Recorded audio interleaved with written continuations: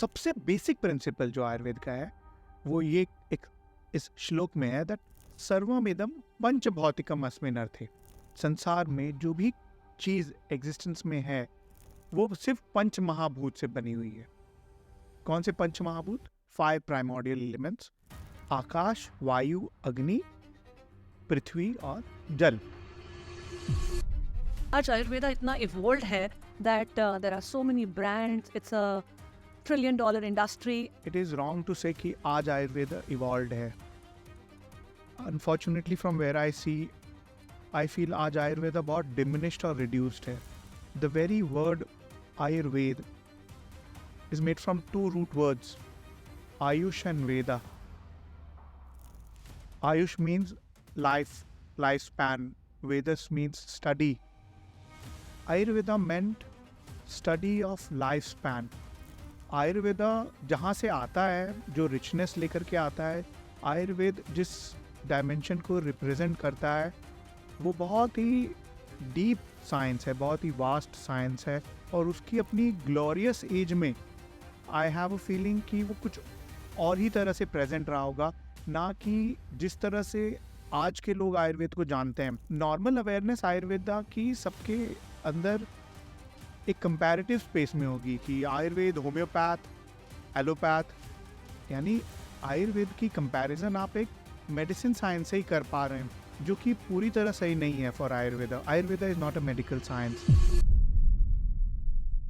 Welcome to the Journey Within podcast with me, Shobha Rana. I am an emotional intelligence and mindset coach and also the host and the creator of this podcast. The Journey Within podcast का aim है कि आपको आपकी the journey within करने में help कर सकें. My aim is to help you discover your inner world so that you know who you really are. Because when you know who you really are, तब आप वहाँ से decide कर सकते हैं कि who you want to be, और उस डिस्टेंस को कवर करने में कौन सा बदलाव, कौन सी ट्रांसफॉर्मेशन आपको लगेगी. The idea is to help you discover deep insights about your own being, and through this discovery you can master your life. In today's episode, we have tried to take the journey within through the lens of Ayurveda. जब हम आयुर्वेद की बात करते हैं तो सबसे पहले दिमाग में वो इंटरनेट पे देखे हुए वायरल नुस्खे याद आ जाते हैं कि त्रिफला खाने से क्या होगा, कौन सी जड़ी बूटी से मेरा डाइजेशन ठीक होगा, ब्राह्मी के क्या फ़ायदे हैं, फोकस कैसे बढ़े, शिलाजीत क्या होता है. आज के इस एपिसोड में हमने ऐसी कोई वायरल सेंसेशनल बात नहीं की है, बल्कि we have tried to lay a very strong foundation of the basic principles of Ayurveda. Ayurveda है क्या, हमारी बॉडी कैसे बनती है, हमारी बॉडी काम कैसे करती है, कौन से सिस्टम्स हैं बॉडी में और वो कैसे आपस में इंटरैक्ट कर रहे हैं, हमारी बॉडी में बीमारियां कैसे बनती हैं, बॉडी में हम एनर्जी का लैक क्यों फील करते हैं, वाइटैलिटी को कैसे बढ़ा सकते हैं, अपनी बॉडी के ओज को कैसे बढ़ा सकते हैं, what is the right health goal for us. इस तरह की बातें आज के इस एपिसोड में हमने आयुर्वेद के लेंस से डिकोड करने की कोशिश की है, तो अंत तक जरूर देखिएगा. And now let's get into today's episode.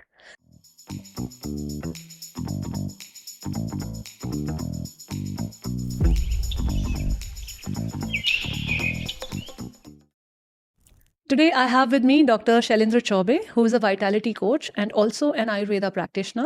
He has an experience of 18 years of studying Ayurveda, dissecting various principles of this age-old wisdom, and then making it into simpler practices and everyday applicable simple insights that can help us understand Ayurveda and also unlock improvement in our life. Let's meet Dr. Shailendra Chaube. Very good evening, Shobha ji. I really love the word you used, dissecting Ayurveda or dissecting the science, because for what Ayurveda is, the only way to be able to make the most of the wisdom in Ayurveda, it's so very important that we dissect it. As it is, it may not be of much use or much utility. Because Ayurveda की अगर हम बात करें, it is 5,000 year old science और wisdom, ancient wisdom, जो हमारे अथर्ववेद में जहाँ से शुरुआत हुई, origin हुआ. When you say 5,000 years old, maybe it is much older than that. 5,000 years ago, writing, लिपि 5,000 साल पुरानी है. The written history or the record that we have of it is maybe 5,000, 4,000 years old. But so earlier they have said that the entire wisdom, this whole science was given to the next generation orally. And it's since we have learned it, the beauty of this whole science was that it was in hymns. It was like a song. So the passing of it to the next, like from a guru to the shishya, it would be in a song form. गुरु शिष्य परंपरा की खूबसूरती है कि जैसा आपने कहा song forms में होता है, तो ऐसे मेमोराइजिंग ईजी हो जाता है so that it is passed on to the next generation. इस तरह से आयुर्वेदा का एक तरह से शुरुआत हुई और आज आयुर्वेदा इतना इवॉल्व है that there are so many brands. It's a $1 trillion industry. It is wrong to say कि आज आयुर्वेदा इवॉल्व है. Unfortunately from where I see, I feel आज आयुर्वेदा बहुत डिमिनिश्ड और रिड्यूस्ड है. यू मेंशन कि इतने ढेर सारे ब्रांड्स, इतनी अवेयरनेस हो रही है. जो भी आप ब्रांड्स देखेंगे शोभा जी, जो भी चीज़ें डेवलप की जा रही हैं, वो डिजीज सेक्टर की तरफ हैं. आयुर्वेदा जहाँ से आता है, जो रिचनेस लेकर के आता है, आयुर्वेद जिस डायमेंशन को रिप्रेजेंट करता है, वो बहुत ही डीप साइंस है, बहुत ही वास्ट साइंस है. और उसकी अपनी ग्लोरियस एज में आई हैव अ फीलिंग कि वो कुछ और ही तरह से प्रेजेंट रहा होगा, ना कि जिस तरह से आज के लोग आयुर्वेद को जानते हैं. नॉर्मल अवेयरनेस आयुर्वेदा की सबके अंदर एक कंपैरेटिव स्पेस में होगी कि आयुर्वेद, होम्योपैथ, एलोपैथ, यानी आयुर्वेद की कंपैरिजन आप एक मेडिसिन साइंस से ही कर पा रहे हैं, जो कि पूरी तरह सही नहीं है for Ayurveda. Ayurveda is not a medical science. The very word Ayurveda is made from two root words, Ayush and Veda. Ayush means life, lifespan. Vedas means study.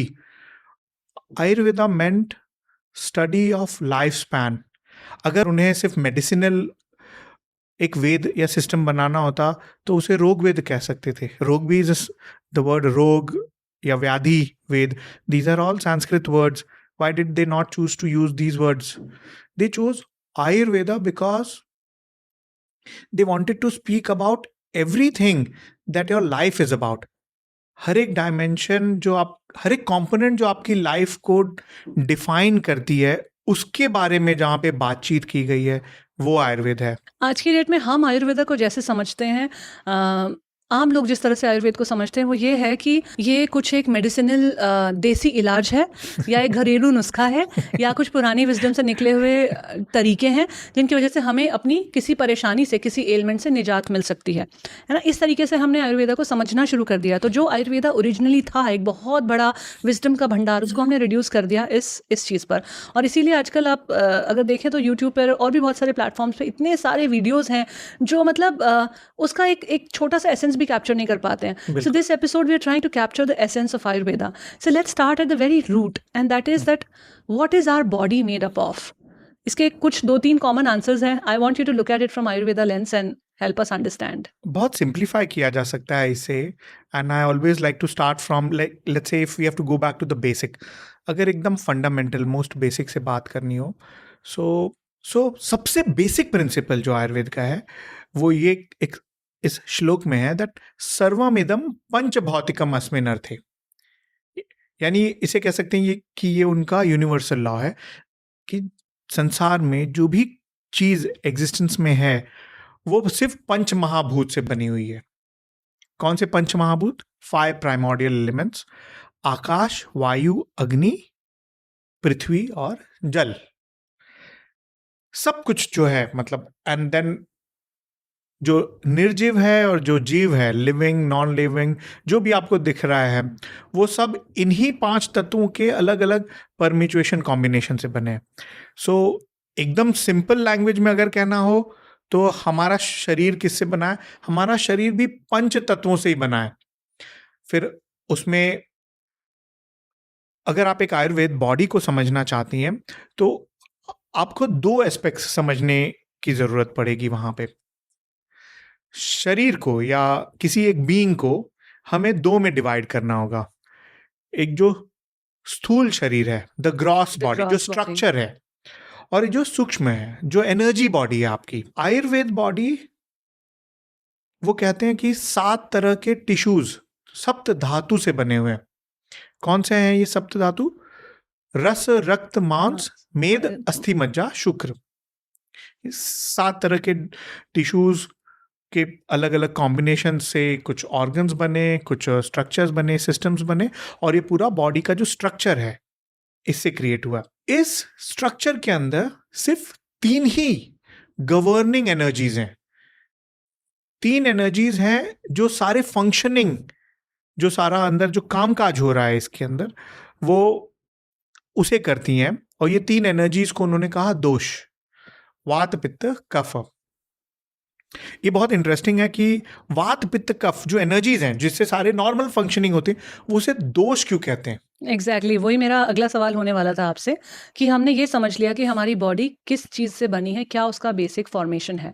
इसके बाद जब हम बात करें, पंच तत्वों से शरीर बना है, और इस शरीर में फिर जो भी तकलीफ़ें हैं, जो भी बीमारियां हैं, जो भी एलिमेंट्स हैं, वो इन पंच तत्वों के ही इम्बैलेंसेस से क्रिएट हो रही हैं। तो अगला सवाल ये आता है कि आपने त्रिदोष की बात की, कि जो त्रिदोष है वात, पित्त, कफ, पहले तो आप इन्हें एक्सप्लेन कीजिए कि होते क्या है। अभी आपने जो वर्ड यूज किया कि पंच तत्वों के इम्बैलेंस से सारे प्रॉब्लम्स हो रहे हैं, पंच तत्वों को का इम्बैलेंस होता किस वजह से? वो इन दोषों की वजह से होता है।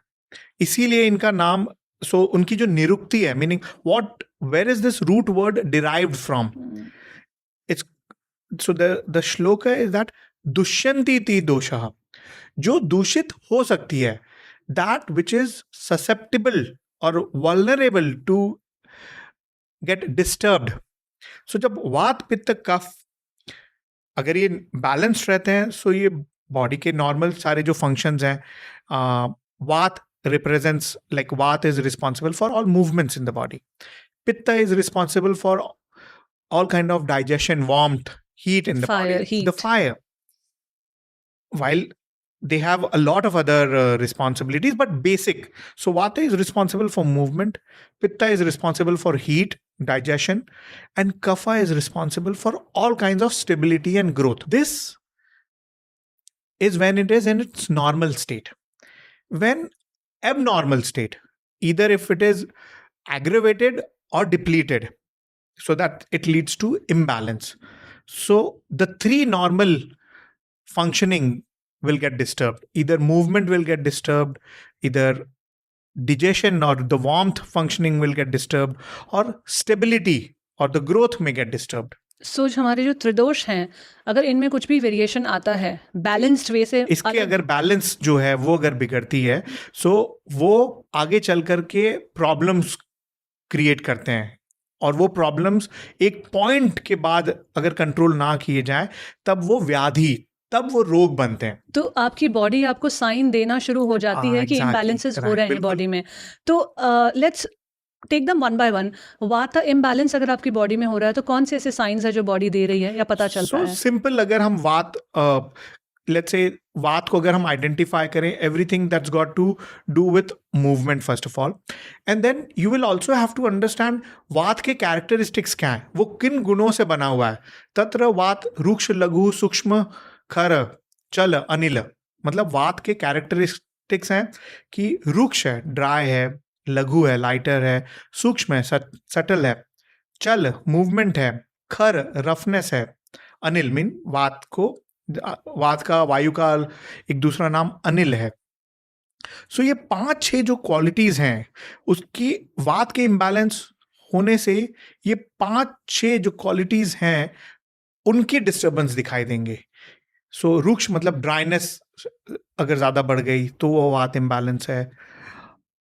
मूवमेंट जो चल है, या तो बहुत स्टिफनेस आ जाए या हाइपर मोटिलिटी आ जाए, जैसे अगर आपको जॉइंट्स में, एकदम ले मैन लेवल पे मैं बता रहा हूं, अगर आपको स्टिफनेस आ जाए, सो एक तरह का वात का प्रॉब्लम हो सकता है। एक्सटेंसिव मूवमेंट, लाइक अगर पेट के अंदर मुझे अगर बहुत एक्सटेंसिव मूवमेंट होने लगेगा, तो आप क्या एक्सपीरियंस करेंगी? कुछ खिंचाव या कुछ, राइट। मान लीजिए जो हम खाना खाते हैं, वो एक सर्टेन मूवमेंट की वजह से एक सर्टेन पेस पे डाइजेस्ट होता है। अगर आपका डाइजेशन बहुत फास्ट पेस पे होने लगेगा, तो आप फिर क्या एक्सपीरियंस करेंगे? Loose motions, right. अगर वो पेस स्लो हो जाए अल्ट्रा स्लो जाए तो कॉन्स्टिपेशन। सो हर सिस्टम के लेवल पे इस बात को अप्लाई करके आप देखेंगे तो आप पाएंगे कि आप समझ जाएंगे कि यहाँ पे कहाँ पे वाता इम्बैलेंस है। तो वो उस इम्बैलेंस में वो एक्सेस की तरफ है या डिक्लाइन की तरफ है। और उन्होंने इन्हीं बात को समझते हुए पंच महाभूत के कंसेप्ट को अप्लाई करते हुए फिर कौन से तत्वों से उन्हें बैलेंस किया जा सकता है उस।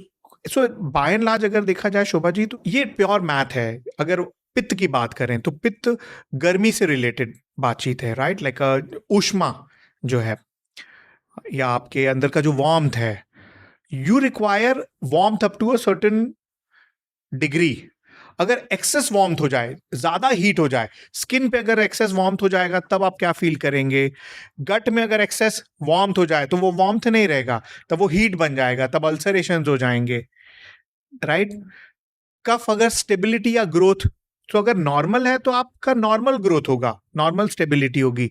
लेकिन अगर एक्सेस ग्रोथ हो जाए तो वो ट्यूमर भी बन सकता है, जहां पे आपको स्वेलिंग या अगर एक्सेस स्टेबिलिटी हो जाए तो it will lead to an excess growth over there. Okay, जब हम ये दोषों की बात कर रहे हैं, वात पित्त कफ, ये पूरे बॉडी में मूव करते हैं, लेकिन इनका अपना एक बेसिक स्टेशन होता है, एक कंट्रोल रूम होता है, जहां पे ये बेसिकली डिजाइन किए गए हैं कि ये उनका मास्टर स्पेस रहेगा। सो जैसे वात का जो मास्टर स्पेस है वो लार्ज इंटेस्टाइन, जो नेवल से नीचे तक का गट है, वहां पे है। नेवल और हृदय, इसके बीच का जो स्पेस है ये पित्त का गवर्निंग स्पेस है। हृदय या the centre of the chest से जो ऊपर का स्पेस है वो कफ का प्रीडोमिनेंट सीट है। तो इनका मास्टर कंट्रोल स्पेस यहां पे है। ये अपने अपने स्थानों में जब बढ़ने लग जाते हैं तो वो एक एक सिम्टम को प्रोड्यूस करेंगे। सो उन्होंने पूरी डिस्क्रिप्शन दी हुई है कि चय मतलब संचय होना, प्रकोप यानी वहीं पे बढ़ एग्रीवेट होना लेकिन अपने ही जगह पर रहना।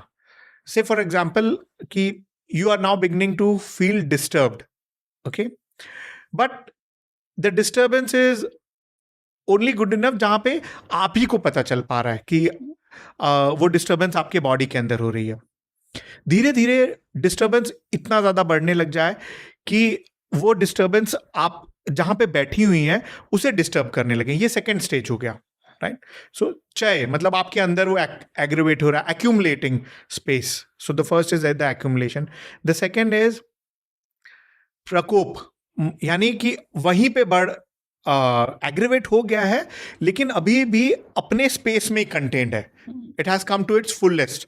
सो जहां पे लेट्स से कि ये सोफा, ये जो सीट है, ये आपका स्पेस है।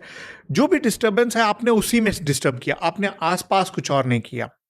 थर्ड है प्रसर, यानी जो डिस्टर्बेंस है अपने वेसल, अपने कैपेसिटी या जो जहां पे कंटेंट है उससे ओवरफ्लो करने लग गई है।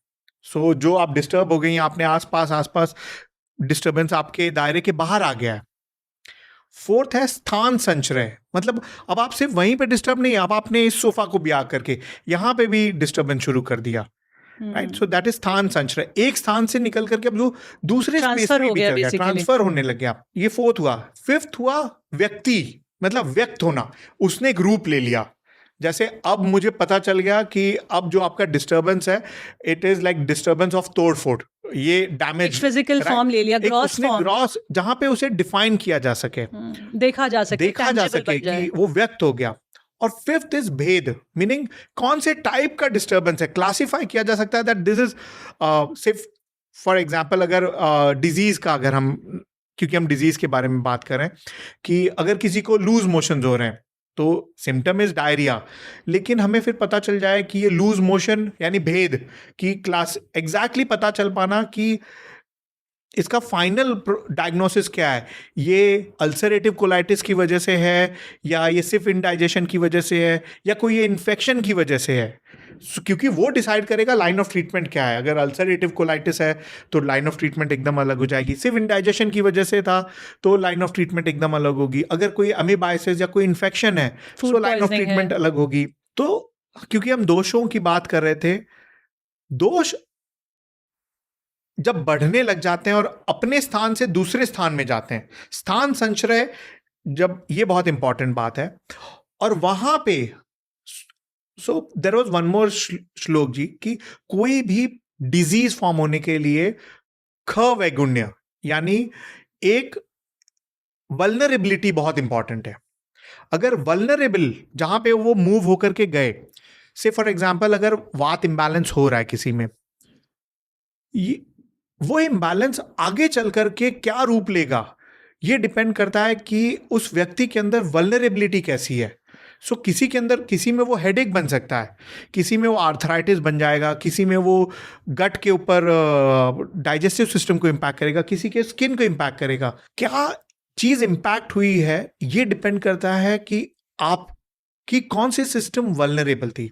आई hope I am able to explain what I am saying जी। बिल्कुल बिल्कुल। मैं जो समझ पा रही हूँ वो ये है कि जो ये दोष हैं, ये जिन ग्रॉस एलिमेंट्स का रूप ले लेते हैं, वो बॉडी के किसी भी पार्ट में अलग अलग जगह पे दिख सकते हैं। बिल्कुल राइट। और एक ही दोष की कोई एक पर्टिकुलर बीमारी नहीं है, वो किसी भी ऑर्गन को कहीं पे भी किसी भी ये तरह भी से बात इम्पैक्ट कर सही सकता है। बिल्कुल। है ना? वात दोष जो है वो सिर्फ आपका, अगर उसका एपिसेंटर अगर लोअर बॉडी में है, लेकिन वो आपके माइंड को भी इम्पैक्ट कर सकता है, आपकी मूवमेंट, हैंड्स को भी। तो ये जो है ना, कि ये तीनों जो दोष हैं हमारी बॉडी की सारी एक तरह से फंक्शनैलिटी को इम्पैक्ट कर रहे हैं डे ऑन डे लाइफ में। करेक्ट जी। इनमें जो इम्बैलेंसेस होते हैं, ये क्यों होते हैं, कैसे होते हैं, व्हाट इज द सोर्स, इनको रूट से कैसे समझा जाए और कैसे फिर कट किया जाए? ओके, वेरी इंटरेस्टिंग जी। So if we have to understand, we are saying that first thing established है कि वात पित्त कफ तीन एनर्जीज हैं, तीन, राइट। सारी एनर्जीज एक रिदम फॉलो करती हैं। सो वात का एक अपना रिदम है, पित्त का एक अपना रिदम है, कफ का एक अपना रिदम है। So, what is hidden in your question? You are actually asking what disturbs the rhythm. Let us ask a question, better question. What decides our rhythm? Exactly. Right? हमारे जो rhythms हैं, उनके decisive factors कौन से हैं? क्योंकि वो सारे factors ही वो reasons हैं जो disturbance के reasons बनते हैं. So the factors are your food. The factors are your habits. So the habits of what you eat, the habits of how you think, the habits of what you choose. So every interaction that you have, those interactions will decide the consequence कि ये rhythm ठीक हुआ कि नहीं हुआ। Bye and large, जैसे civilisation का मतलब क्या होना चाहिए?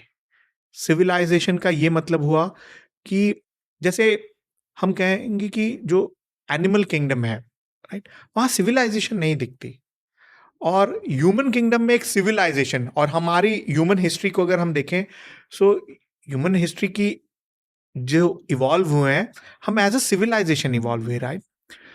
सिविलाइजेशन में उन्होंने, they give birth to discipline, different disciplines जी। The discipline of sleeping, the disciplines of waking, the disciplines of movement, the disciplines of eating, the disciplines of food preparation, many other disciplines. These disciplines were decided based on what is the impact of the choices that we are making. So I feel where we are right now today, and the disciplines that we have learned and that we are blindly following, actually has evolved through so many centuries and ages. And also then, because then there evolved in time and space such sciences which got very interested in understanding कि actually अगर सब rhythm पे ही based है, so can I understand what is the right rhythm? Right. कौन से ऐसे practices हैं जो इस रिदम को बैलेंस रखते हैं, और कौन से प्रैक्टिसेस हैं जो इस बैलेंस को डिस्टर्ब करते हैं, और कौन सी प्रैक्टिसेस डिस्टर्ब्ड रिदम को वापस रिस्टोर करते हैं। सो मुझे लगता है अगर हमें आयुर्वेद को एकदम क्रिस्प में बातचीत करनी हो, तो Ayurveda only speaks about rhythm, the balance of the rhythm, what sets imbalances, and how do we restore it. As simple as that. So what sets the rhythm for these three doshas in our body. Like you said, there are many disciplines, like discipline of sleep, discipline of what you eat, discipline of how you behave, what you think, and all of that. So ये सारे disciplines जो हैं, ये आपके त्रिदोषों को impact कर रहे हैं. करेक्ट जी, तो अगर एग्जैक्टली इनमें आप कहीं भी इम्बैलेंस क्रिएट करेंगे, जैसे कि आपने नींद अच्छे से ना ली, आपने मूवमेंट के डिसिप्लिन को नहीं फॉलो किया, बॉडी को मूव ना किया ठीक तरीके से, या आपने खाने के डिसिप्लिन को, फूड के डिसिप्लिन को फॉलो नहीं किया, और इस तरह के जो डिसिप्लिन है इनको आप इम्बैलेंस क्रिएट करें, ठीक से फॉलो ना करें, तो आपकी बॉडी में त्रिदोषों का इम्बैलेंस आता है. So Ayurveda give tremendous importance to the individual. उसने कहा कि सबसे इंपॉर्टेंट व्यक्ति है. Can we define the person first? Because everything else that you will follow has to be around the person, the persona. So, Ayurveda mein, there is a way wherein we can understand who we exactly are. What is that way? That's called Prakruti Parikshan. Like the difference between you and me is not just that you are a girl and I'm a boy. Like you are a woman and हमारी difference सिर्फ ऐसी नहीं कि हमारा gender अलग है, right जी. अगर same gender के लोग भी साथ में हो तो भी वो अलग हैं. आयुर्वेद ने इस फर्क को उनके डिस्टिंक्ट प्रकृति के थ्रू जाना कि हर व्यक्ति एक स्पेसिफिक डिजाइन है. उसे इंग्लिश में वर्ड कॉन्स्टिट्यूशन कह सकते हैं, या प्रकृति यानी आपकी एक सर्टेन संरचना जो आपकी यूनिक डिजाइन है. और वो यूनिक डिजाइन इन 3 दोषों के आसपास है कि वात प्रकृति डोमिनेंट है, कि पित्त प्रकृति का डोमिनेंस है, या कफ प्रकृति का डोमिनेंस है. हर प्रकृति की एक अपनी कैरेक्टरिस्टिक होती है. और जब आपने समझ लिया, ये बहुत सिंपल टेस्ट्स हैं, कोई भी ऑनलाइन जाकर के इन टेस्ट को जान सकता है कि ओके मेरी प्रकृति क्या है, और then according to the prakriti then they can better understand what is the kind of life they must create through food, through nourishment, through movement, the energy expense. आपने कभी देखा होगा कि 2 जन हैं, उन्होंने एक ही समय पे नाश्ता किया, राइट, लेकिन पहले को कम से कम 3-4 घंटे बाद भूख लगी, और जो दूसरा है उसे 1.5 घंटे बाद ही लगे कि भाई मुझे I need food, I am very hungry, and they have eaten the same quantity, the same kind of food. What decided the hunger timings? It's called Agni. So, अलग प्रकृति में अग्नि का फंक्शन अलग होता है. So, जैसे फॉर एग्जाम्पल वात प्रकृति है, उसमें अग्नि इराटिक होगी, उसे कहेंगे विषम अग्नि. पित्त प्रकृति डोमिनेटिंग, उनकी तीक्ष्ण अग्नि होती है. वो जो खाते हैं वो बॉडी बहुत जल्दी डाइजेस्ट कर लेता है, यूटिलाइज जल्दी कर लेता है. That's why they need to eat a little more frequently. Kapha की मंद अग्नि होती है, या कफा की अग्नि बहुत स्लो होती है. सो कफ को एक बार खाना अगर मिल जाए, कफ प्रकृति को, then it may feel hungry much later. ये तो एक फिजिकल लेवल पे बात हो गई कि अग्नि जो है, जो आपकी बॉडी का इंटरनल कंपस एक तरीके से है हंगर के लिए, वो किस तरह से आपको बता रहा है कि यू आर हंग्री. दूसरा कंपोनेंट है इमोशनल लेवल पे greed. So that also decides कि आप कैसे खा रहे हैं. क्योंकि आज की डेट में आप देखेंगे बहुत सारे लोग अपनी क्वांटिटी जितना वो कंज्यूम कर सकते हैं उससे बहुत ज़्यादा तक खा लेते हैं. उसके भी वेरियस फैक्टर्स हैं. उनके अपने इंटरनल इमोशनल कंपस से क्या गाइडेंस आ रहा है, उसके साथ साथ जो फूड प्रिपेयर्ड है उसमें क्या इस तरह के तत्व हैं. I want to highlight on that also जी. See I feel Shobha ji that a lot of people actually suffer from this terrible condition जिसे किसी ने इस तरह से डिफाइन नहीं किया है. It's called craving. हम cravings are the most underrated problems. Actually, cravings are every person who suffers from the problem of craving, they will realize that the craving is only for a certain specific thing. There are some who only crave for a certain kind of food, like sweet based, carb based. There are some who crave for salty, tangy. सो जिनको जो cravings होती हैं वो उन्हें पता है कि वो बहुत एक स्पेसिफिक तरीके की फूड की क्रेविंग होती है. एंड क्रेविंग्स जो होती हैं they are by product of under nourishment. Okay, इसे आयुर्वेद ने बहुत ही साइंटिफिक तरीके से एक्सप्लेन किया हुआ है. मैं present that. So since you spoke about the body in the Ayurveda, like कि आयुर्वेद में शरीर को किस तरह से देखा जाता है, बॉडी को किस तरह से। सो हमने बातचीत दो चीज़ों के बारे में की। एक हमने बात की धातु कि 7 धातुओं से बना है, ढेर सारा बॉडी, लाइक आप विजुअलाइज करिए कि आपके बॉडी कई ऑर्गन्स से बना हुआ है, पार्ट्स है, और उसमें ये सारी एनर्जीज हैं। लेकिन एक और तीसरी बात भी है कि ये पूरा बॉडी जो है, ढेर सारे सिस्टम्स जो हैं, वो कनेक्टेड किस चीज से हैं, उनके बीच में कम्युनिकेशन है, राइट? एक नेटवर्क है, नेक्सस है। वो नेटवर्क चैनल्स का है, उसे आयुर्वेद कहता है स्त्रोतस। स्त्रोतस इन संस्कृत मीन्स चैनल्स, पाथवेज। ये स्त्रोतस सर्कुलेशन का काम करते हैं, सिर्फ ब्लड का सर्कुलेशन नहीं, नरिशमेंट का सर्कुलेशन, Message न्यूट्रिएंट्स का सर्कुलेशन, टॉक्सिन्स के जो वेस्ट प्रोडक्ट्स हैं उनका circulation, both from the grosser to the subtle. So अगर अग्नि अच्छी नहीं है तो सबसे पहली बात ये हम समझते हैं that the base line for any problem in Ayurveda is अग्नि एंड दोषा इम्बैलेंस। सर्वे रोगः जायन्ते अपि मंदग्नो, सारी डिजीज बीमारी होती है क्योंकि आपकी अग्नि मंद हो जाती है। सो इसका मतलब हुआ जो आपने खाना खाया, अग्नि का फंक्शन क्या है कि जो आप खाना खाएं उसे ट्रांसफॉर्म कर सके एनर्जी के रूप में, जो आपकी बॉडी यूटिलाइज कर पाएगी। क्योंकि हम जो खाते हैं और जो ब्लड तक पहुंचता है, वो आप अगर ब्लड का सैंपल लेंगे थोड़ी रोटी दिखाई देगी, वो कुछ और दिखाई देगा वहां पे, right? So let's say that the function of agni is conversion into nutrients, into energy. But if this agni is not at its optimum, अगर ये अग्नि अपने प्योर फॉर्म में नहीं है और अपना बेस्ट वर्क नहीं कर पा रही है, तब तो इसका मतलब है कि जो आप खा रहे हैं वो पूरी की पूरी कन्वर्ट नहीं हो रही है। यानी सेमी डाइजेस्टेड फॉर्म में जब वो आपके बॉडी में सर्कुलेट करने लगती है, वेस्ट एक्सक्रीट भी नहीं हुई, बॉडी के अंदर ही सेमी डाइजेस्टेड फॉर्म में जब सर्कुलेट कर रही है, तो वो एक टॉक्सिन का रूप ले लेती है। अपक्व आहार रस, एक वर्ड है यूज किया गया जिसे कहते हैं आम, ये this is a Sanskrit word for the condition. And ये हमारे जो चैनल्स हैं over a period of time इसे ब्लॉक करना शुरू कर blockages देती है। create हो जाते ओके, हैं। सो आपके जो स्रोतस थे, जो चैनल्स थे, वो ब्लॉक होने लगे। इसका मतलब है कि जो न्यूट्रिएंट जो आपको एट अ सटल लेवल जरूरत थी बॉडी टू फंक्शन, वो उसे मिल नहीं रही है, ब्लॉकेज है। और आपको यहाँ पे बॉडी अग्नि है, वो उस आपको भूख लग रही है, आप खाना खा रहे हैं और अंदर नरिशमेंट पहुंच नहीं रहा है। सो एक सिचुएशन क्रिएट होता है, इट्स कॉल्ड डेफिसिट, राइट? एक डेफिशिएंसी की एक क्राइसिस क्रिएट होती है। बॉडी उस क्राइसिस को हैंडल नहीं कर पाता और वो बहुत इंटेंस क्राई क्रिएट करता है that I need something for energy, and that cry is like of a craving.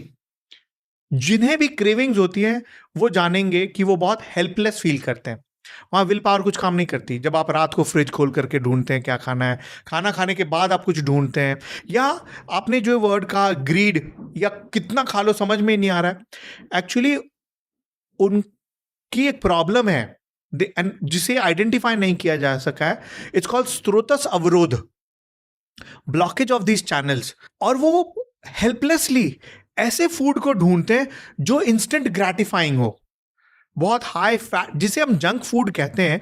Actually आप अगर उसे डिकोड करेंगे तो हाई कैलोरी फूड है या इंस्टेंट एनर्जी प्रोवाइड करने वाली, हाई शुगर है या हाई सोडियम है, या तो फिर क्योंकि वो एक सर्टेन स्पाइक क्रिएट करता है जो टेम्पररीली आपको एनर्जी तो दे पाती है सुपरफिशियल लेवल पे, जहां पे बॉडी लेकिन डीप लेवल पे वो आपको हेल्प नहीं करती समहाउ, और ये एक विशियस साइकिल में हम ट्रैप्ड हो जाते हैं। हमें डेटा से पता चला है कि हमारे 92% व्यूअर्स आप लोग अभी तक हमारे सब्सक्राइबर्स नहीं हैं। तो अगर आप इन लोगों में से हैं तो प्लीज़ जल्दी से सब्सक्राइब कीजिए, लाइक, कमेंट और शेयर कीजिए, ताकि यूट्यूब एल्गोरिदम्स हमारे चैनल को थोड़ा बढ़ावा दे सके और साथ ही साथ हम और ज़्यादा एक्सपीरियंस गेस्ट को आपके सामने कॉन्वर्जेशंस के लिए द जर्नी विद इन पर बुला सकें। क्रेविंग्स का जो पैटर्न है जिससे हम लोग बाहर नहीं निकल पा रहे हैं, Right. How to break out of our Okay, क्रेविंग? it is both. It is simple also, and it's a little not. It's not complicated, but थोड़ा complex है. तो उसमें थोड़े से साइंस को समझने की जरूरत है वहां पे. Like it again is a math, but the math is a little layered. 3-4 layer हैं उस मैथ के समझने के. सो हमें पहले एक ये बात समझनी जरूरी है कि जो मैं अपने बॉडी को दूं एज ए नरिश करने के लिए, उसकी क्वालिटी कैसी है. वो लाइटर क्वालिटी है, हैवियर क्वालिटी है फॉर डाइजेशन. ओके, जो आहार है, जो फूड है, आयुर्वेद उसे 2 क्वालिटीज में समझता है, लघु और गुरु. And then at the same time whether it is reductionist in nature, अपतर्पण है या संतर्पण है, और it is rejuvenating in nature. So आपको 2 क्वालिटीज को कंबाइन करना होगा किसी भी फूड में. सबसे पहले, while it should be lighter to digest, it should be also rich in nutrients. संतर्पण करने वाला होगा, क्योंकि deep down you are in deficit, and at the same time you need something which can be quickly absorbed. It should not be frivolous in energy. So आप सबसे पहले अपने food के choices ऐसे रखें. कैटेगरीज ऑफ फूड हैं, जैसे grains. By nature grains are heavier category of food. Vegetables are the lightest categories of food. So हम इन प्रोपोर्शंस के साथ प्ले कर सकते हैं.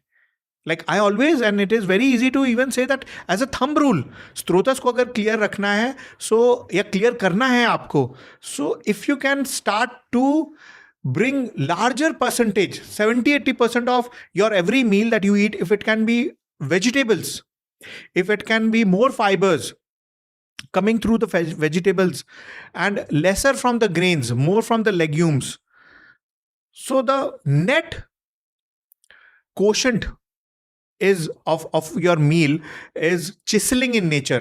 It gets absorbed faster, digested faster, and at the same time the effect of this is cleansing towards the channels.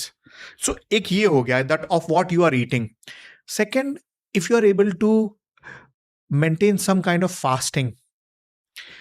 Third, the fluid quotient in the body is also very important. हम खाने को बहुत ज्यादा importance देते हैं, पीने को इतना कम. या then I always try to tell that हमारी शायद थोड़ी सी एक जो हमें सिखाया गया है, that our body is made up of 72% of water. It is partially right. It is largely wrong. Our body is made up of 72% of fluid. हमारे बॉडी में फ्लूइड कंपार्टमेंट्स हैं. सो हाइड्रेशन एक बहुत इंपॉर्टेंट फैक्टर है. कई cravings बस इस वजह से होती है क्योंकि हम एक्सट्रीमली डिहाइड्रेटेड होते हैं. कई बार क्रेविंग्स इस वजह से होती है क्योंकि हम सर्टेन लेवल पे माइक्रोन्यूट्रिएंट्स की डेफिशिएंसी होती है, जो आपको मैक्रोन्यूट्रिएंट्स, फैट, प्रोटीन और कार्ब से नहीं मिलेंगे, आपको वेजिटेबल्स और फ्रूट्स, सीड्स और नट्स से मिलेंगे. Now, let us first ask ji the most important question कि ये आज की एज और टाइम पे इतना ज्यादा स्त्रोतस अवरोध होने कैसे लगा. मैक्सिमम जो आप प्रॉब्लम्स देखेंगे, जो मेटाबॉलिक डिस्टर्बेंसेस हैं या दूसरे इश्यूज हैं, ये स्त्रोतस अवरोध. जो बेसिकली हम इश्यूज की बात कर रहे हैं, अग्नि से सबसे पहले आपके वहां से इश्यूज शुरू होना होते हैं. लाइक डाइजेशन से आपकी बॉडी में सबसे पहले डाइजेशन बनना शुरू होता है, राइट. अगर आपका डाइजेशन सही नहीं है तो आपकी बॉडी में बहुत सारे व्याधि, डिजीजेस हो सकती हैं, है ना. That is the basic root of it. अब यहाँ रूट से हम ब्रांचेस पे जा रहे हैं. सो रूट से हम ब्रांचेस पे जा रहे हैं कि हम जो खाना खा रहे हैं, सबसे पहले ये अग्नि अब इतनी वीक क्यों हो जा रही है. एक बहुत इंपॉर्टेंट चीज हमने अपनी लाइफ में मिस कर दी ऑब्जर्व करनी, कि जो हमारे लाइफ का जो पेस है और हमारा जो एनर्जी एक्सपेंस है वो, और जो हमारा एनर्जी नरिशमेंट है, वो बिल्कुल मैच नहीं कर रहे हैं. To elaborate it, like let's say अगर हम हमारे लाइफ को अब जिस तरह के लोग जो जी रहे हैं, इसे अगर हम रिवाइंड करें और मैं आपसे पूछूं कि आपको क्या लगता है 50 साल पहले या 100 साल पहले जो लोग थे वो क्या इस तरह की लाइफ जी रहे थे? नहीं। नहीं, राइट? उस वक्त लाइफ अलग थी, इस वक्त लाइफ अलग है। अगर एक वर्ड में हमें डिस्क्राइब करना हो कि उस वक्त लाइफ कैसे अलग थी और इस वक्त हमारी लाइफ कैसे अलग है, उसे एक वर्ड में अगर डिस्क्राइब करना हो तो मैं वो वर्ड यूज करता हूं, पेस, स्पीड। उस वक्त की लाइफ का स्पीड अलग था। यू लग? करेक्ट। इस वक्त जो हम जिस तरह की जिंदगी जी रहे हैं, इस वक्त की लाइफ की स्पीड बहुत अलग है। हम बहुत फास्ट पेस पे लाइफ जी रहे हैं। उस वक्त हमारा एनर्जी एक्सपेंस फिजिकली ज्यादा था, राइट? आप हाथ पैरों का ज्यादा यूज करते थे, फिजिकल एनर्जी एक्सपेंस बहुत ज्यादा था। अब तो फिजिकल एनर्जी एक्सपेंस एकदम लिमिटेड हो गया है। टेक्नोलॉजीज ने इतना एडवांस हो गए हैं, अब आपकी एनर्जी एक्सपेंस मेंटल और इमोशनल ज्यादा हो गई है। लेकिन क्या नहीं बदला? आप जो खाना खा रहे हैं, तभी भी आप वही दाल चावल रोटी सब्जी नॉर्मल चीजें खाते थे, अभी भी आप वही खा रहे हैं, इनफैक्ट और ज्यादा प्रोसेस्ड खा रहे हैं। सो हम जो खाना खा रहे हैं और जो हमारा एनर्जी एक्सपेंस है, एनर्जी एक्सपेंस सटल लेवल पे ज्यादा है। और जो खाना है जो हमें पहले जो नरिशमेंट डिजाइन किया गया था, so the whole thing goes back to, हम जो नरिशमेंट का जो डिजाइन है हम अभी भी पुराना ही फॉलो कर रहे हैं, लेकिन हमने जो लाइफ का पेस है वो न्यू मॉडर्न लाइफ पेस को अडॉप्ट किया है। यहां पे बहुत बड़ा मिसमैच हो गया है शोभा जी। हम किसी से अगर पूछा जाए कि आप अपने ब्रेन एनर्जी के लिए क्या खा रहे हैं, आप हमें अपने इमोशन एनर्जी के लिए क्या खा रहे हैं, हमारे पास ये जवाब ही नहीं होगा। हम अभी भी वो प्रोटीन शेक पिए जा रहे हैं और हाई प्रोटीन खाना, हाई कार्ब या फैट बेस्ड, राइट? लेकिन ये जो नरिशमेंट था ये आपके ग्रॉसर बॉडी को एनर्जाइज करने के लिए था। ग्रॉसर बॉडी तो बैठी की बैठी ही है, सो बॉडी एक्यूमुलेट नहीं करेगा तो क्या करेगा, राइट? इसीलिए लाइक अग्नि उनकी तब प्रज्वलित हो रही थी, द अग्नि was getting excited or the provoked because you were utilizing a certain aspect of you which has now gone into inertia. Now to move your body really to get the best, you cannot do it until and unless you have done some real hard work. हम सिर्फ चल लेने को hard work नहीं कह सकते, दिन भर खड़े रह लेने को एनर्जी एक्सपेंस नहीं कह सकते, राइट? हम बहुत लेवल्स पे हमारा फिजिकल एनर्जी एक्सपेंस डिमिनिश हो चुका है। So this is one very big reason. So our agni is connected to our physical energy expense कितना कर रहे हैं। Agni is, so let's say that the agni is first directly related to our energy expense. Then that energy expense we can divide it into physical, mental, emotional. जिसमें से हमारा जो खाना है, जो हमारा आप कह रहे हो 100 सालों में ज्यादा उसमें बदलाव नहीं हुआ है, इनफैक्ट और लोड हो गया है processing. Wow, I think you use the right word, और लोड हमने ऐड कर दिया है। और लोड ऐड कर दिया है प्रोसेसिंग का, प्रिजर्वेटिव्स का, पेस्टिसाइड्स का, और भी बहुत सारे साइंटिफिक तरीके हैं उस खाने और को, चीज का, मैदा का, शुगर का, डीप लेवल पे उसको प्रोसेस कर करके हमने उसको और खराब कर दिया। ये जो हम सवाल पूछ रहे हैं कि इस अग्नि को बढ़ाएं कैसे, आई थिंक उसका सिंपल उत्तर ये है कि आप अपने फिजिकल एक्टिविटी को थोड़ा बढ़ाएं। Am I getting you correct? You are correct ji, but what is the scope, Shobha ji? Let us really ask, हम आज जिस तरह के लाइफ में हैं, जितने हमारे जो घर की साइजेस हैं, हमारा जो मूवमेंट है, या जो भी आप कार को छोड़ करके साइकिल से तो आप ट्रैवल नहीं करेंगे, बुलेट कार्ट पे जाएंगे नहीं, पैदल चल करके तो हम बहुत दूर तक जाएंगे नहीं। Exercise yes has some role, we will exercise, लेकिन मूवमेंट बाय डिफॉल्ट बहुत रिस्ट्रिक्ट हो गई है फिजिकल लेवल पे। Even if everyone understands, I don't think इस प्रॉब्लम को हम ये कह करके सॉल्व कर देते हैं दैट यू नो व्हाट, आप अपने मूवमेंट को बढ़ा लीजिए। Let us solve the problem by first saying that movement बढ़ना पॉसिबल ही नहीं है, मूवमेंट तो शायद और कम ही होगा। हम और जैसे टेक्नोलॉजी एडवांस होगी, अब तो वॉइस से फैन चालू हो जाएगा, टीवी चालू हो जाएगी, आपके सब जगह जो कंट्रोल करना है, तो आपका फिजिकल मूवमेंट तो और कम होगा। इस बात को established रखते हुए, then how can we work on Agni, how can we work on clearing up the Strotas imbalance? शायद वहां से हम करें तो we will be able to provide some solution to the modern mind or the modern man. Otherwise, what as an Ayurvedic practitioner, ji, what where I see we fail in Ayurveda because principles are there, उसको apply करने का तरीका innovate नहीं हुआ. Principal और application में ना एक बहुत बड़ा गैप है यहाँ पर शैलेंद्र जी। जो प्रिंसिपल्स थे वो 5000 साल पहले जैसे लिपि में लिखा गया और इतने सालों से हम उनके बारे में पढ़ रहे हैं, सुन रहे हैं, जान रहे हैं, तो वो तो एक प्रिंसिपल्स हो गए। एप्लीकेशन मॉडर्न लाइफ में अगर हम सोचें कि हम आयुर्वेदिक के प्रिंसिपल्स की कर पाएँ, या फिर जिस तरह से आपने कहा कि मूवमेंट का हमारे पास कितना स्कोप है, अगर हम एक हाई स्ट्रेस जॉब में हैं तो इमोशनल स्ट्रेस या मेंटल स्ट्रेस ना लेने का कितना स्कोप है। तो मेरा एनवायरनमेंट अगर इतना कंड्यूसिव है कि जहाँ पर I can not escape these things, है ना, कितने Completely. लोगों के पास एक्सेस है जिम के लिए या एक्सरसाइज करने के लिए, या उनके घर में कितनी जगह है, या आसपास किस जगह में रहते हैं। तो मॉडर्न लाइफ के जो ये जो एक हेल्पलेसनेस है जो नेचुरल भी है, मैं नहीं कह रही हूँ कि लोग ना करें ऐसा चीज़ें, पॉसिबल नहीं है, बिल्कुल पॉसिबल है, लेकिन जो एक नेचुरल हेल्पलेसनेस हमारे स्केड्यूल की वजह से, जॉब प्रेशर की वजह से, हाई स्ट्रेस की वजह से, अफोर्डेबिलिटी, एक्सेसिबिलिटी की वजह से आती है, उसको मद्देनजर रखते हुए मुझे एक्शनेबल सोल्यूशन दीजिए, क्योंकि मैं यहाँ पे आइडियलिस्टिक बातें नहीं करना चाहती हूँ। रियलिस्टिक एप्लीकेबल सोल्यूशन क्या होना जा रहा है। There are two dimensions to it, Shobha ji. एक है in what state you are. जब हमने बात शुरू की प्रकृति से, लेकिन कई बार कई लोग अपने प्राकृत स्थिति में नहीं होते हैं, वो विकृति में होते हैं, यानी they are struggling with a certain health condition. So in Ayurveda we have provision कि जब आपके पास आप कोई हेल्थ कंडीशन में है, उसके कुछ प्रोटोकॉल्स होते हैं, protocols around some restrictions and what all is important. हम सबसे पहली बात, अगर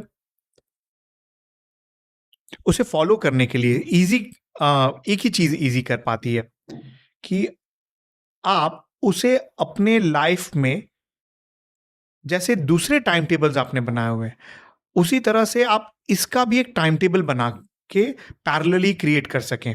हमें अगर मीटिंग्स हैं, सो मीटिंग्स के कितने टाइमिंग, मतलब क्या कितने बजे मीटिंग्स होने वाली हैं, कितने बजे मुझे कहाँ रहना है, वहाँ पे वो सब अगर मेरे कैलेंडर में है, सो एट द सेम टाइम मुझे मेरे फिजिकल बॉडी के लिए या मेंटल और इमोशनल बॉडी के लिए मेरा टाइम टेबल क्या है, हम ये सेट नहीं करते, इसीलिए फॉलो नहीं कर पाते और ऐसा लग रहा है ये तो डिफिकल्ट है, मुश्किल है. मुश्किल नहीं है, कई लोग कर भी पा रहे हैं, वो लोग जिन्होंने अपने टाइम टेबल को अलाइन कर लिया. सो सबसे सिंपल चीज था सॉल्व करना कि क्या मेरा एक रेगुलर जो टाइम टेबल बना रहा हूं मैं, उसमें इस बात को मैं फिट इन कर सकूं, जो भी मुझे फॉलो करना है. अगर मुझे मूवमेंट फॉलो करना है, या मुझे कुछ नरिशमेंट फॉलो करना है, या फ्लूइड फॉलो करना है, मैंने उसे अपने टाइम टेबल में कहां प्लेस किया, और कुछ दिन अगर इसे मैं रिपीट कर सकूं, आप देखेंगे कि बहुत जल्दी आपने अपने लाइफ के नए पैटर्न को क्रिएट कर दिया, राइट? और वो पैटर्न आपके रिदम को अपने आप वापस बैलेंस कर लेगा. मेरे पास भी कुछ क्लाइंट्स आते हैं और पूछते हैं कि हम अपने इस पैटर्न को कैसे ब्रेक करें, तो मेरा एक सिंपल सा जवाब यही होता है कि एक नया पैटर्न क्रिएट करके, क्योंकि अगर आप अपनी सारी एनर्जी इसको ब्रेक करने में लगा देंगे तो all the time you thinking about that pattern. So right जी. Rather think about a pattern, a new pattern, which is maybe a little difficult or different to adapt in the first place. लेकिन थोड़े अभ्यास के साथ, जैसे आपने कहा कुछ Yeah, दिनों के this is very practice के साथ. important. I think the most important thing, हमें एब्सोल्यूट एम ही नहीं करना चाहिए कि एकदम परफेक्ट अब से ऐसे किए, सो मैं जरा भी डेविएट नहीं करूंगा. We first of all don't need to be so strict with ourselves. We need to go easy on ourselves, understanding that एकदम तुरंत से जो मैंने जो नई बात समझी भी है, it is not necessary that I will be able to follow it 100% from day one. To be able to follow whatever you need to, which is the best or the ideal, you'll have to give yourself some time. उसे target बनाना कि यहां तक मुझे पहुंचना है over a period of few days. आपको overnight transformation नहीं लाना है, because that also is a shock on the system. They have a mention for it's called सात्म्य. यानी let's say कि अगर आप you are used to eating a certain kind of food, and even if the food is the reason for a certain illness or something, Ayurveda said if you drastically immediately stop that and introduce anything which is drastic or alien for the body, your body will go in shock, and they have mentioned that it can be lethal, right ji? So जो बहुत drastic एकदम से पहले let's say कि कोई routine कोई discipline नहीं था और अचानक से जूस फास्टिंग पे चले जाएं, इंटरमिटेंट फास्ट करने लग जाएं 16 घंटे 17 घंटे, या जो भी शॉकिंग हो बॉडी, हमें वो भी नहीं करना है. we should choose the middle path. So you should have a target zone. You must kind of work towards very gradually improvising and getting there. I just, sometimes wonder that why are we so strict with ourselves? हमें सबको एक common बात तो पता है कि when we are talking to a child or when we want to discipline them, strictness is not the way. This is what we know कि discipline strictness से नहीं आता है, पर हमें पता नहीं क्यों ऐसा ये over the years convince हो गए हैं कि strictness is a factor to introduce discipline. It's because from where I understand, it's a very deep-seated notion, conditioning है, and हमारी conditioning है कि हमें ऐसा लगता है अब मैं कोई चीज सही तब कर पाऊंगा जब मैं सीरियस हो जाऊंगा. हम सिंसियरिटी को सीरियसनेस में बदल देते हैं. या तो हम सीरियसली करते हैं कुछ चीज या बहुत एक्साइटमेंट में करते हैं.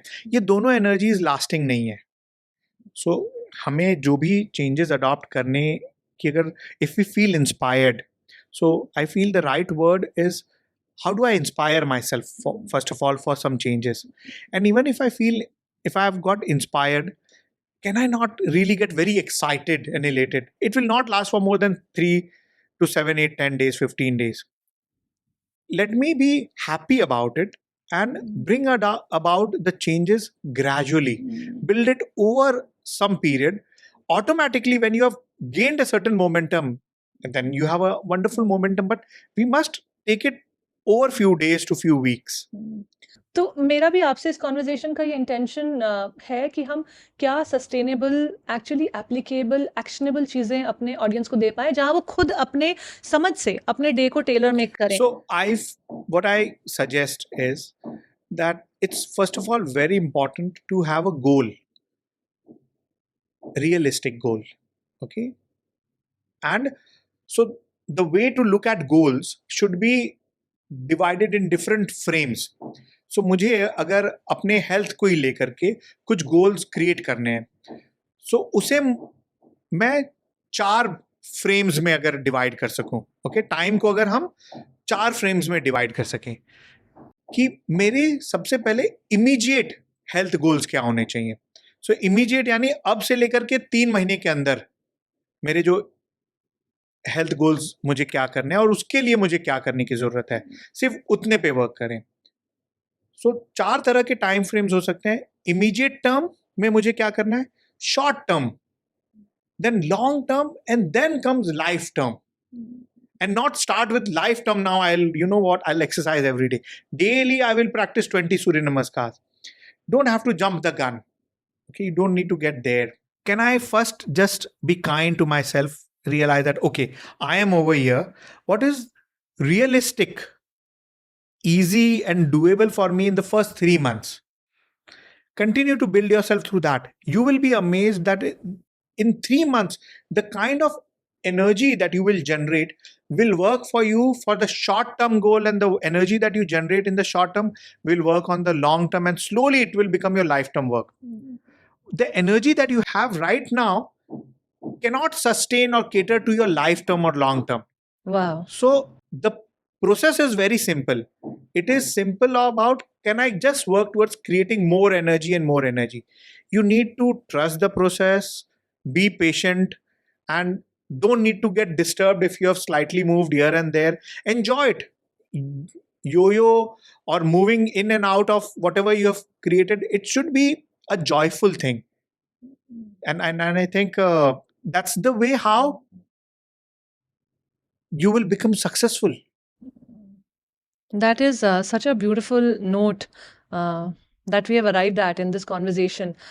Moving towards the end of this conversation, the question that I asked towards the end of the conversation to all of my guests is their definition of success.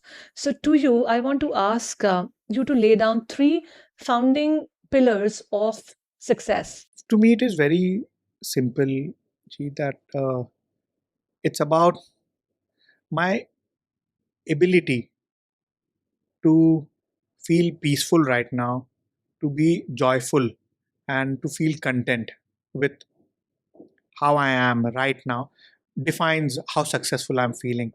Because, yes, one is an idea of success, and that is, I feel, more mental. Personally, to me, it is more rooted in how I'm feeling just now. And if I feel like if I have to check with myself right now, can I feel peaceful? And if the answer is yes, okay, then it's being successful. Can I feel joy in my heart? And if the answer is yes, I can feel joy right now, the answer is I'm successful. And do I feel content? Of course I feel content. Wow, then I'm super successful. Right. You remind me of this beautiful conversation that I was having with a friend of mine a few months ago. We were talking about this idea of success and the experience of success. Now, ideas can be many: building a brand, working on your physical body, working on your company, working on climbing the corporate ladder, having a child, not having a child, marrying. These could be your different templates to judge how successful you are in your life. But there's a feeling of success. I want to share something with you, Yeah. which is very personal to me when it comes to the word success, since you have opened up. I personally feel what defines success for everyone and the ones who are not feeling successful is their ability to acknowledge each milestones they reached, where it was good enough to have celebrated that milestone. So there are many of us and a lot of people whom I meet, and they don't feel successful. But when you look at them, you see that you're so accomplished. Then what we see that they could not acknowledge the many accomplishments they've had. Hence that gap or the feeling of so it's and to be able to acknowledge is an ability one should have. The idea of success is something that we have to work towards, or that could be a milestone, Correct. could be a goal. Correct. But the experience of success is right here in this moment. It's yeah. You can feel It's it with sitting you. on, yeah. It is just with you there. So if we are connecting my experience of success to the idea of success, they can be completely independent of each other. You can be in the quest of the idea that you think defines your success, but still at the same moment experience success in its entirety.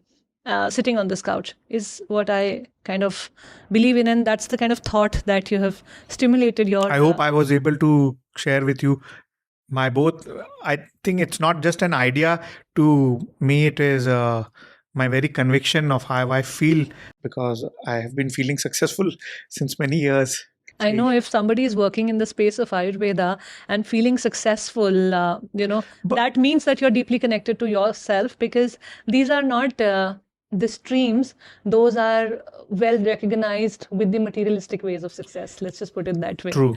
So, and material success also comes much later in these fields. True. People who are working in these disciplines. Right. So if you've been feeling successful, that means you've lived a life full of contentment. And I wish you the best for your journey ahead. Thank you so very much, Shobhaji. This was very, very interesting. I had such a great time talking to you, and looking forward to, have another conversation with you soon. Very soon. Thank you so very much. Thank you. Thank you for watching today's episode. I'm sure आज के इस episode में आपने बहुत कुछ सीखा होगा. Comment section में लिखकर हमें ज़रूर बताइएगा कि आपको क्या अच्छा लगा, और अगर आपके कुछ सवाल आज यहाँ पर नहीं आ पाए तो उन्हें भी ज़रूर लिखकर बताइएगा, ताकि हम अगले एपिसोड में उन्हें कवर कर सकें. Do subscribe to the channel, like, comment and share this video with your friends and family. Thank you, and I'll see you in the next episode.